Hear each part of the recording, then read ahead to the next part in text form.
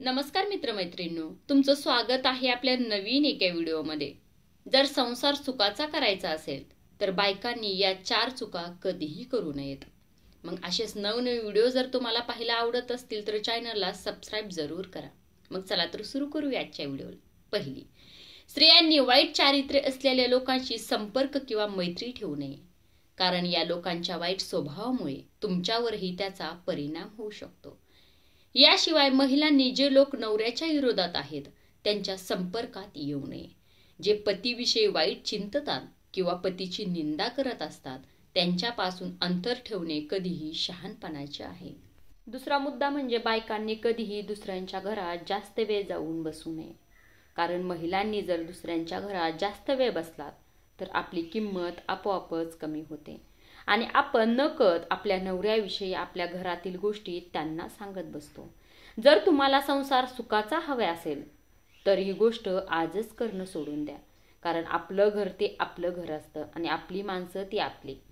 तिसरा मुद्दा म्हणजे पती किंवा प्रियकरापासून जास्त दूर राहू नये।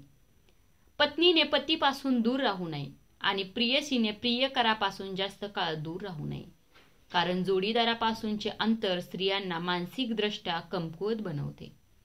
पती पत्नी दोघे एकमेकासाठी एकनिष्ठ असतात आणि ते दोघांसाठी खूप महत्त्वाचे असते। एकमेकापासून दूर राहिल्याने त्यांच्यासाठी सामाजिक समस्याही निर्माण होऊ शकतात। चौथा मुद्दा म्हणजे आपल्या प्रियजनाचा अनादर करू नका। ज्या स्त्रिया गोड बोलतात आणि सर्वांचे कल्याण करतात त्यांना खूप पुण्यवान मानले जाते।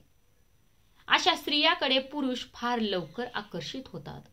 याशिवाय ज्या स्त्रिया प्रतिकूल परिस्थितीतही आपल्या बोलण्यावर नियंत्रण ठेवतात त्यांना सर्वत्र सन्मान मिळतो। ह्या होत्या काही गोष्टी ज्या तुमचा संसार सुखी करण्यासाठी नक्कीच तुम्हाला मदत करतील। आणि यातली कोणती गोष्ट जी तुम्हाला आवडली आणि तुम्हाला वाटतं ती आपण करू नये तर ती कमेंट करून सांगायला विसरू नका। आणि व्हिडिओ आवडला असेल तर व्हिडिओला लाईक करायला विसरू नका। धन्यवाद।